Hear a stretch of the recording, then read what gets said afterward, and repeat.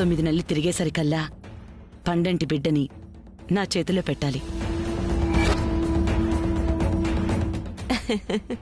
ఏమ్మా, ఇస్తావా? ఏంటి అర్థమయ్యేది? వీళ్ళు మా ఇద్దరిని ఇలా చూసి ఏదేదో ఊహించుకుంటున్నట్టున్నారు. అసలు అక్కడ ఏమీ జరగలేదని తెలియదు పాపం. తలుపేసుకోండి, తలుపేసుకోండి.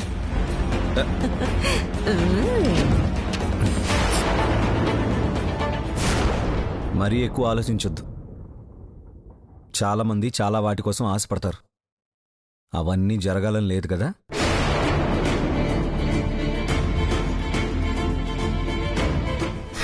నిజమేలే, నేను ఆశపడ్డట్టు జరుగుంటే ఈ పాటికి సినిమా హీరోయిన్ అయి ఉండేదాన్ని. నిజంగా నా బ్యాడ్ లక్.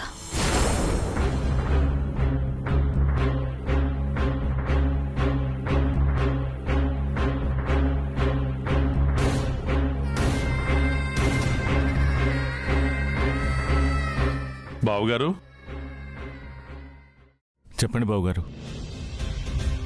మీతో ఒక విషయం మాట్లాడాలి బావుగారు. చెప్పండి బావుగారు.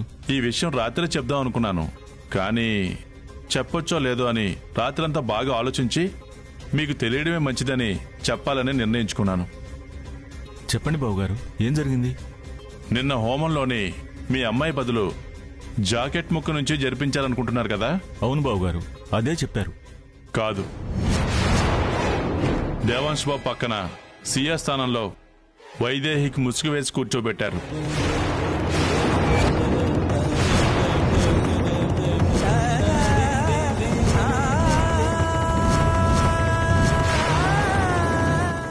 ఏం మాట్లాడుతున్నారు బావుగారు? నిజం బావుగారు, నేను ముసుగులో ఉన్న వైదేహిని చూశాను.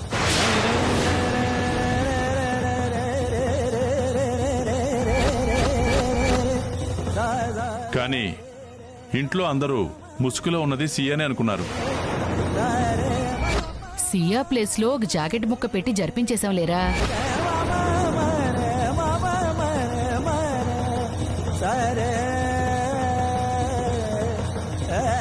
అంతేకాదు బావుగారు, ఈ విషయం దేవాంశ్ బాబు కూడా తెలుసు. అయినా వాడెందుకు ఒప్పుకున్నాడో అర్థం కాలేదు. అసలు వాళ్ళిద్దరి మధ్య అంత పెద్ద నింద పడినందుకు ఎంత జాగ్రత్తగా ఉండాలి. కానీ అందరికీ అనుమానం వచ్చేలా భార్యాభర్తలా ఎందుకున్నారు? ఏం జరుగుంటుందో, ఎందుకు ఇలా చేస్తున్నారో ఏమీ అర్థం కావట్లేదు బావుగారు.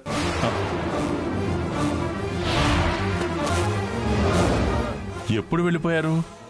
మాట్లాడుతున్నాను కదా, మధ్యలో వినకుండా ఎందుకు వెళ్ళిపోయారు?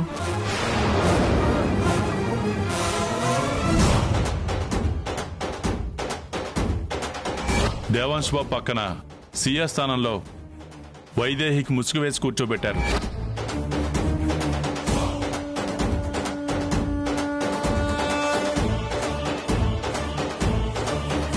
సునైనా, సునైనా, సునైనా, సునైనా.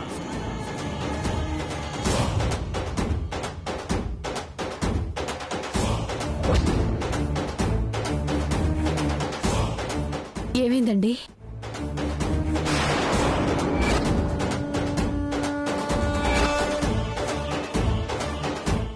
ఏమైందిరా అలా ఉన్నావు?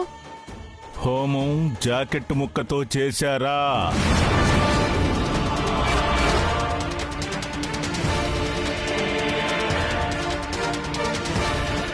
ఎక్కడ అడిగితే అక్కడ చూస్తున్నావేంటి?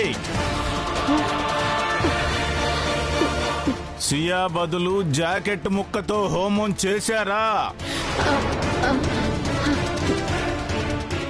రాత్రి చెప్పాను కదరా, మళ్ళీ ఇప్పుడు అడుగుతున్నావేంటి? అమ్మా, నువ్వు మాట్లాడొద్దు. నువ్వు చెప్పు. ఏమండి,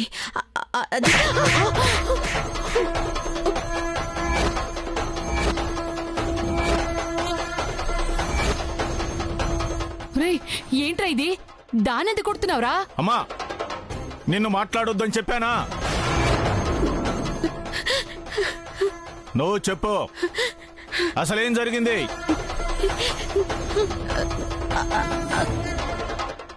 నేను చెప్తాను నాన్న. సియాక్క ఇంట్లోంచి వెళ్ళిపోయింది కదా.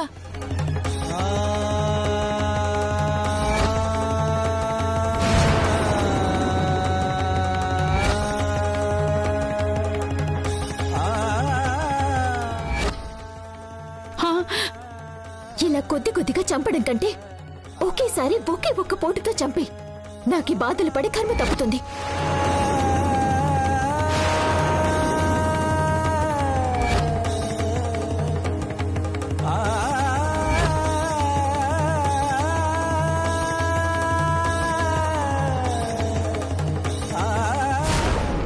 పాపం వైదేహి అక్కకి అస్సలు ఇష్టం లేదు నాన్న. కానీ అందరూ బలవంతం చేసేసరికి ఒరే కురకుంక నోరు మీరా. బలవంతం చేయడం ఏంట్రా? ఇష్టపడి కూర్చుంది కదా. ఆపమ్మా ఆపమ్మా చేసిన తప్పు చేసేసి ఇంకా కప్పిపుచ్చుకోవాలని చూడొద్దు. అసలు ఇలా ఎవరైనా చేస్తారా? పవిత్రమైన హోమంలో భార్య మాత్రమే కూర్చోవలసిన స్థానంలో ఇంకో ఆడపిల్లని ఎవరైనా పెడతారా? ఈ విషయంలో తప్పేం జరగలేదు నాన్న. వైదేహి అక్కే భార్య కాబట్టి తను కూర్చోవడంలో తప్పేం లేదు. కానీ ఈ నిజం మీకు చెప్పలేని పరిస్థితి నాది. అసలు అసలు ఇలాంటి ఆలోచన ఎలా వచ్చింది మీకు? కొంచెమైనా సిగ్గుందా, బుద్ధుందా?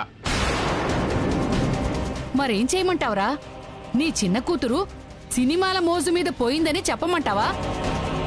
అందుకని అభం శుభం తెలియని అమాయకురాలి జీవితాన్ని నాశనం చేయాలని చూస్తారా?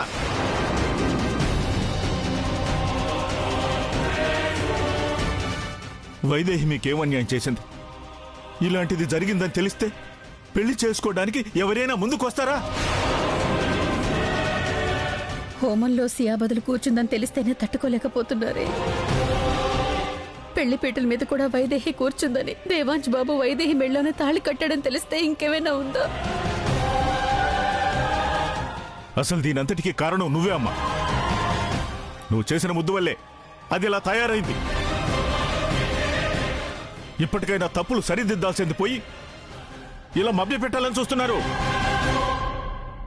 తప్పు చేశారమ్మా, చాలా పెద్ద తప్పు చేశారు. అయితే ఇప్పుడు నన్నేమంటావురా? అందరినీ పిలుచుకొచ్చి జరిగినంతా చెప్పేస్తావా ఏంటి? మనమేం చెప్పక్కర్లేదమ్మా. మీరు చేసిన భాగవతం చిన్నబాబు గారికి తెలిసిపోయింది.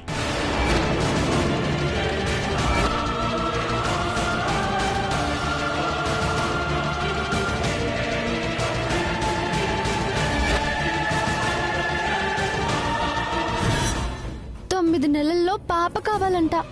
మన వల్ల అయ్యే పనేనా? మన కలలే వేరు, మన ఆశలే వేరు, మన కోరికలే.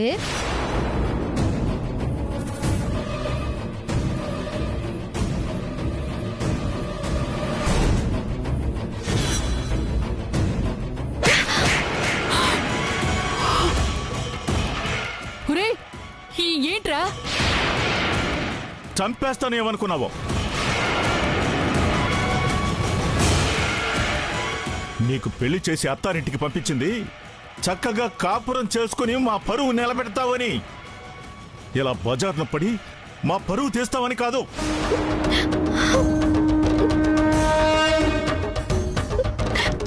ఇదే నా ఆఖరి వార్నింగ్. మళ్ళీ ఇలాంటి పిచ్చి పిచ్చి పనులు చేసావనుకో, ఇక ఇంటికి తీసుకురావటం ఉండదు. కనిపించిన చోటే చంపేసి నిన్ను కన్న పాపానికి నేను చస్తాను. చెప్పండి దీనికి.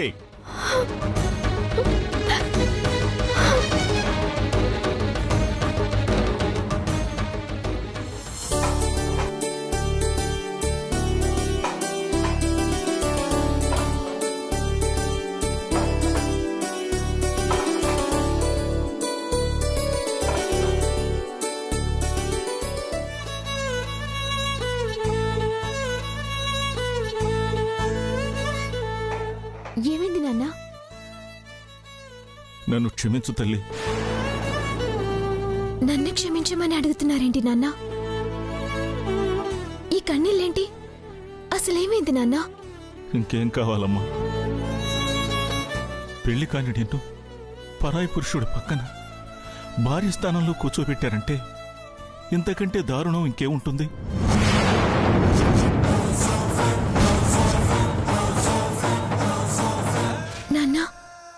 జరిగింది మొత్తం నాకు తెలుసమ్మా.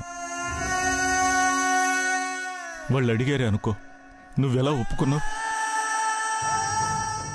ఈ నాన్న పరువు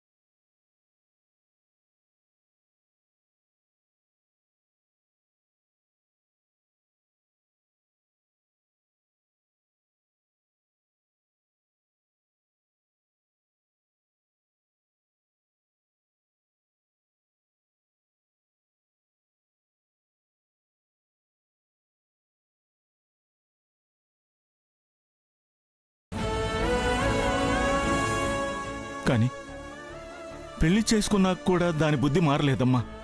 బాధపడకండి నాన్న, చెల్లెలు తప్పకుండా మారుతుంది. ఎప్పటికి మారుతుందమ్మా? ఇలాంటి పిచ్చి పనులు చేసి ఉన్న కాపురం చెడిపోయాక నువ్వు కాబట్టి, నీ చెల్లి చేసే తప్పులు కప్పిపుచ్చుతున్నావు కాబట్టి సరిపోయింది. లేదంటే పరిస్థితి ఏంటి? అసలు నువ్వు ఇంటి బాధ్యతలు చూస్తుంటే, అందరూ నిన్ను పొగుడుతుంటే నువ్వే ఇంటి కోడలువేమో అని అనిపించిందమ్మా.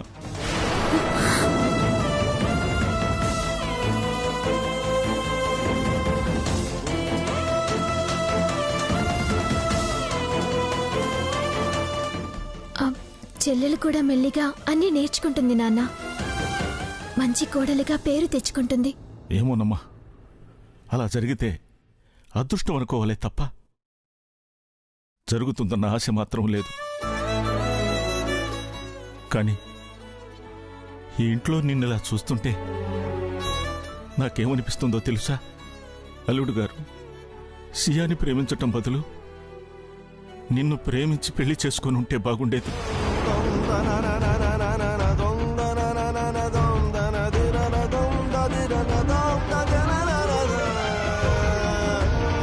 అల్లుడు గారు సియాని ప్రేమించటం బదులు నిన్ను ప్రేమించి పెళ్లి చేసుకొని ఉంటే బాగుండేది.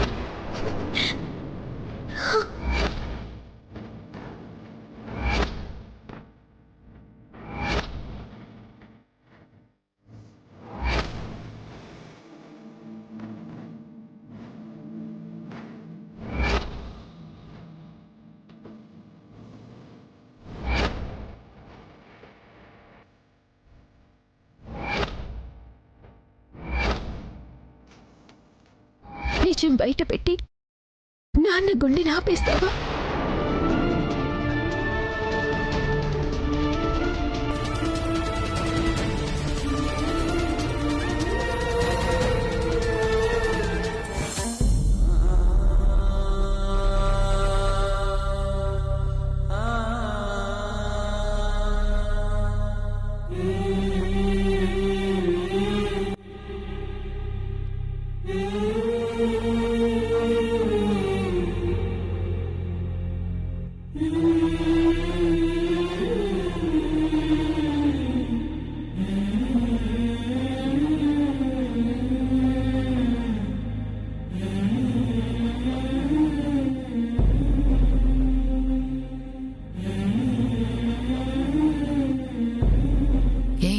అదేమో దర్జాగా అందరి మధ్య ఉంటే నువ్వేంటే ఏ సంబంధం లేనట్టు దూరంగా ఉన్నావు? ఇంటి కోడలివి నువ్వా అదా? కోడలు కాబట్టే ఆ అక్క అక్కడుంది, కాదు కాబట్టే ఈ అక్క ఇక్కడుంది. నీ నోరు మీరా వెతవా? నువ్వు వెళ్ళవే, వెళ్ళు.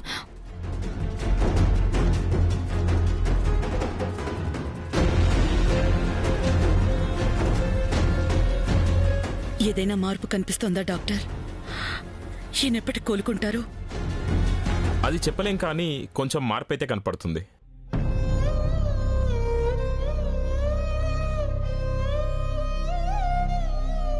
ఆయన కనురెప్పులు తెరవడం కానీ, బాడీలో ఏ పార్ట్స్ అయినా కదలడం కానీ గమనించారా?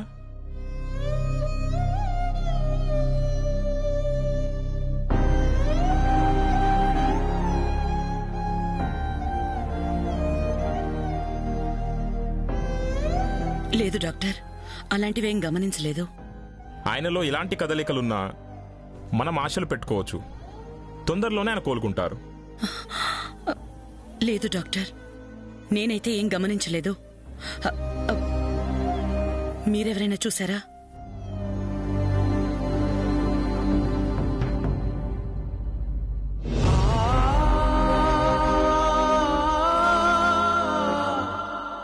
ఏదో ఒక క్షణం చిన్న కదలికలు వచ్చి మళ్ళీ ఆగిపోతాయి.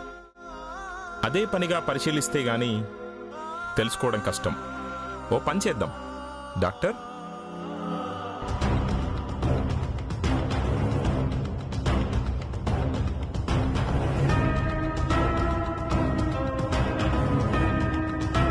ఇది హార్ట్ బీట్ ని, బాడీ మూమెంట్స్ ని రికార్డ్ చేస్తుంది.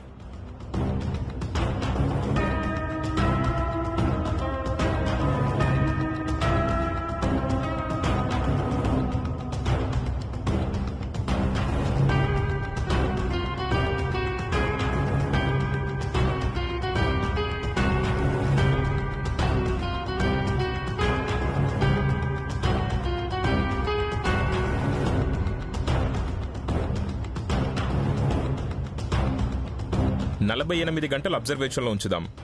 ఏమైనా మూమెంట్స్ ఉంటే తెలిసిపోతుంది. ఒకవేళ ఈలోగా ఏదైనా కదలికలు వస్తే మాత్రం వెంటనే నాకు ఫోన్ చేయండి. అలాగే డాక్టర్. వెళ్ళొస్తామండి.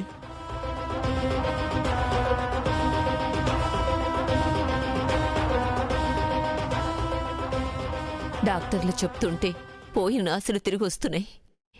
నా కొడుకు ఎప్పుడు లేస్తాడో, ఎప్పుడు మహారాజులా మళ్ళీ తిరుగుతాడు. ఆ రోజు తొందరలోనే వస్తుంది బామ్మగారు. రావాలని రోజు ఆంజనేయ స్వామికి పూజ చేసి ఆ బొట్టు తెచ్చి మావయ్య గారికి పెడుతున్నాను.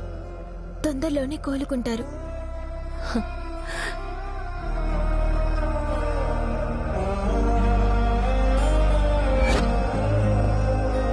కానీ మావయ్య గారు కోలుకునేలోగా నేను తొందరపడాలి. ఆయన చేత సియాకి 3 ముళ్ళు వేయించి ఆయనకి భార్యని చెయ్యాలి. ఆయన సియాలు మాత్రమే భార్యాభర్తలని ఆయన నమ్మి తీరాలి.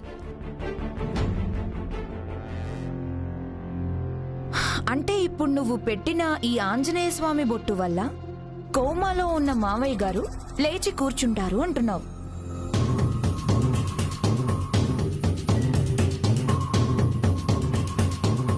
అప్పుడు ఈ డాక్టర్లు ఎందుకు, ఈ మెషిన్లు ఎందుకు? కొందరు స్వాములు దేవుడి పేరుతో జనాలని దోచుకుంటూ ఉంటారు. కానీ నువ్వు మాత్రం ఈ ఇంట్లో మనుషుల మనసులు భలే దోచుకుంటున్నావు వైదేహి.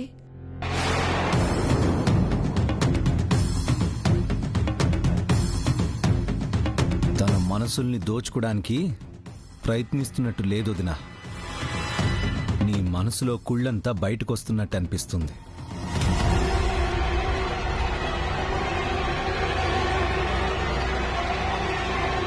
అయ్యో, ఈయనెందుకు నాకు మద్దతుగా మాట్లాడుతున్నారు? మళ్ళీ లేనిపోయిన అనుమానాలు. హాస్పిటల్లో నాన్నగారి ప్రాణాలు పోయాయని డాక్టర్లు తేల్చి చెప్పేశారు. కానీ మళ్ళీ బ్రతికారు. ఏదో అద్భుతం కాకపోతే ఇది ఎలా సాధ్యం అవుతుంది?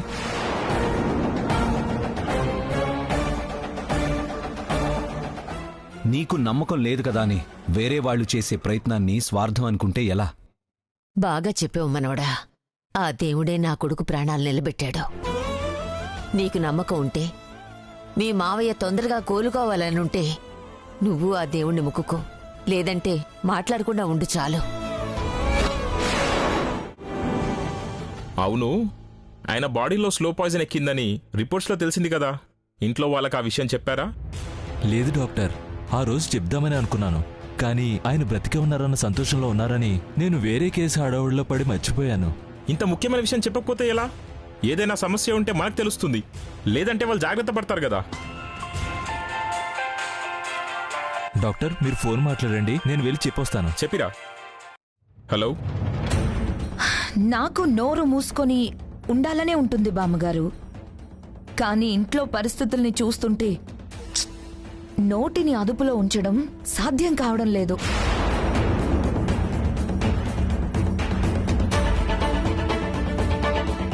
ఇప్పుడేమైంది ఇంట్లో? ఏమైందా?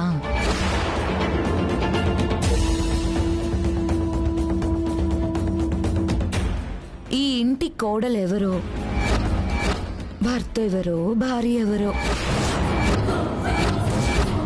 ఎవరి దృష్టిలో ఎవరికి ఏమవుతారో ఏమీ తెలియడం లేదు.